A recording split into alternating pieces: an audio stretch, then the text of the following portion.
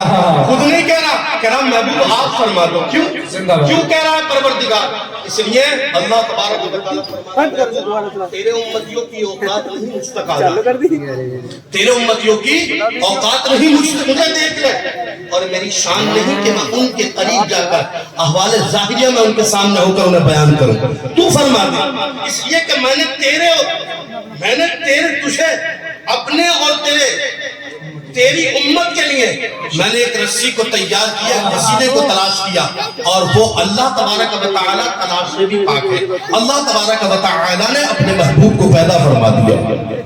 محترم حضرات، میں نے کیا کہا تھا؟ پیر کیا ہے نبی کا؟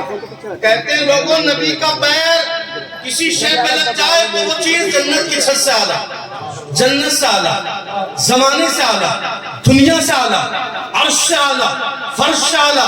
آپ کہیں گے پھر ہے کیا؟ میں کہوں گا لوگوں اللہ کے نبی کی آنکھ کی بات نہیں کر رہا، باتوں کی بات نہیں کر رہا، سماعتوں کی بات نہیں کر رہا، مصطفیٰ جان رحمت کی تاثیر کے نور کی بات نہیں کر رہا، صرف قدم کی بات بھی نہیں کر رہا، قدم پر لگنے والی چٹائی کی بات کر رہا ہوں.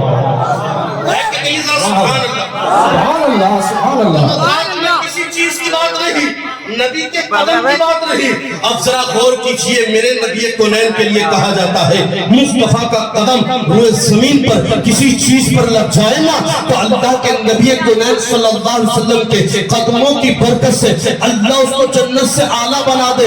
اب ذرا توجہ رکھنا، اگر تمہارے دلوں میں واقعی گوشت کا لوتھڑا ہو، پتھر نہیں ہے نا، بلکہ تو مصطفیٰ کے نام سے تو پتھر بھی بولنے لگتا ہے. آقا کریم کے نام پر تو، اور میرے نبی کا نام تو اتنا پیارا ہے لوگوں، اگر پتھروں میں لے لیا جائے نا تو مصطفیٰ کے نام پر محترم حضرات سماعت کر کے، یعنی اللہ کے نبی کا نام سن کر پتھر بھی رونے لگتا ہے.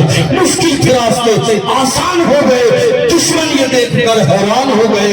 اور رکھا میرے نبی نے جو دنیا پر قدم رکھا، میرے نبی نے جو دنیا پر قدم، پتھر بھی کلمہ پڑھ کے مسلمان ہو گئے. محترم حضرات، میرے نبی کونین کے پیر کی بات نہیں کر رہا ہوں، گھٹنوں کی بات نہیں کر رہا ہوں. وہ پیر جس کے لیے حضرت علامہ ابو طفیل کہتے ہیں لوگوں مصطفیٰ جان رحمت کے قدم بڑے اچھے تھے، درمیانی تھے. کیسے تھے؟ کہتے ہیں بیچ میں ان میں گوشت نہیں تھا. یہ میرے نبی کی تعریف کر رہے ہیں. تعریف کا انداز انوکھا ہے، تعریف کا انداز نرالا ہے. لیکن تم بھی مصطفیٰ کی تعریف کیا کرو نا تو آقا کریم کی محبت میں جھوم جایا کرو.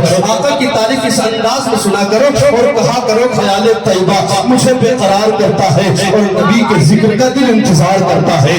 خیال طیبہ مجھے بے قرار کرتا ہے اور نبی کے ذکر کا دل انتظار کرتا ہے. اور کوئی کرے نہ کرے ذکر شافع محشر پر نبی کا ذکر تو پروردگار کرتا ہے. محترم حضرات، تم بھی مصطفیٰ کی تعریف کیا کرو نا، اس انداز میں کیا کرو کہ آقا کریم صلی اللہ علیہ وسلم کے لیے اس انداز میں تعریف کہا کرو کہ یا رسول اللہ آپ کے قدموں کی برکت اتنی ہے. ابو طفیل کہتے ہیں مصطفیٰ کے قدموں کے یہ جو نیچے کا حصہ ہے اس پر گوشت تھوڑا کم تھا، مگر مصطفیٰ کی ہتھیلیوں پر گوشت بھرپور تھا. آقا کی انگلیاں پتلی، اور محترم حضرات پتلی سے مراد پتلی ایسی نہیں بلکہ اس سے مراد ہتھیلیوں کے مقابل میں پتلی. ہتھیلیوں پر اللہ نے گوشت کو رکھ دیا ہے.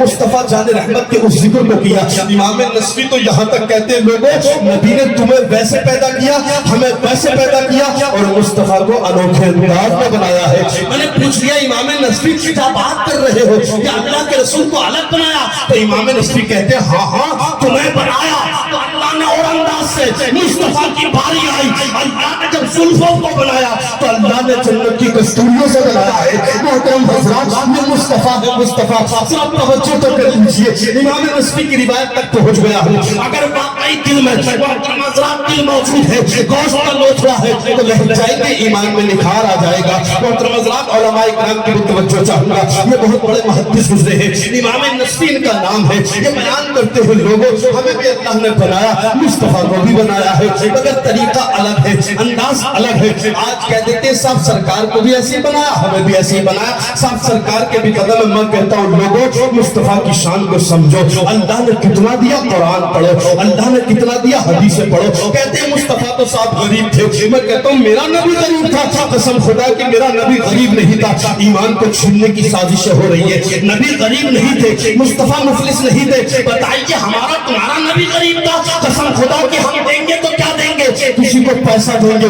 کسی کو روپیہ دیں گے، مگر میرا نبی ہے کہ دیتا بھی ہے، ساتھ میں دعائیں بھی دے دیتا ہے، اور کہتا ہے مانگتا تو ہو منگتا، چاہو میں دکھا دو، جس کو میرے سرکار سے ٹکڑا نہ ملا ہو اور آتا ہو فقیروں پہ، انہیں کچھ پیار ایسا خود بھیگ دے اور کہے منگتے کا بھلا ہو۔ محترم حضرات، کوئی دے گا بھی تو کیا دے گا، مگر میرا نبی دیتا ہے نا، قسم خدا کی مانگنے والی کی جھولی تک ہو جاتی ہے، مصطفیٰ کا دیا ہوا سامان ختم نہیں ہوتا۔ محترم حضرات، یہاں روایت کو ہی سنا رہا ہوں، بات روک کر کے بات آ گئی، ایک بات بیان کر دو۔ امام حسین کا نام سنا ہے نہیں سنا ہے؟ امام حسین سے حاتم طائی کے پوتے نے کہا تھا۔ محترم حضرات، واقعہ سنانا مقصد نہیں، مقصد یہ ہے کہ مصطفیٰ کیا دیتے ہیں، آقا کا دینے کا انداز کیسا ہے۔ امام حسین نے محترم حضرات ان سے بات کی، حاتم طائی کا پوتا بولا جانتے ہو میرا دادا ہے دادا؟ کہنے لگے ہاں تیرا دادا ہے۔ انا میرے دادا کے دروازے 8 ہیں، کتنے ہیں بھائی؟ 8 ہیں، 8 دروازوں سے بھکاری آتا ہے دے دیتے ہیں، پہلے پاتا ہے دوسرے پہ دیتے ہیں، دوسرے پا جا دوسرے پہ بھی دے دیتے، تیسرے پا بھی دے دیتے، چوتھے پہ بھی دیتے ہیں۔ جانتے ہو بیان کیا کرنا چاہتا ہے؟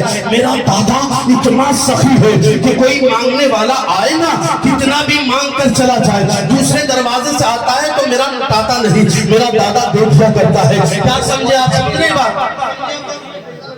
کیا سمجھے؟ وہ یہ ذہن لینا چاہتا ہے حاتم طائی کا پوتا کہ میرا دادا اتنا سخی ہے کہ ہم بھیک دیں تو دینے کے بعد اب وہ بھکاری دوبارہ ابھی تو دی تھی تجھے، ابھی تو تجھے بھیک ہم نے دی تھی، تو جانتے کیا ذہن دے رہا ہو کہ میرا دادا ایسا نہیں کہتا ہے 8 دروازے لگا دیے تھے اور 8 پر کوئی آتا تو میرا دادا خالی نہیں عطا کر دیتا۔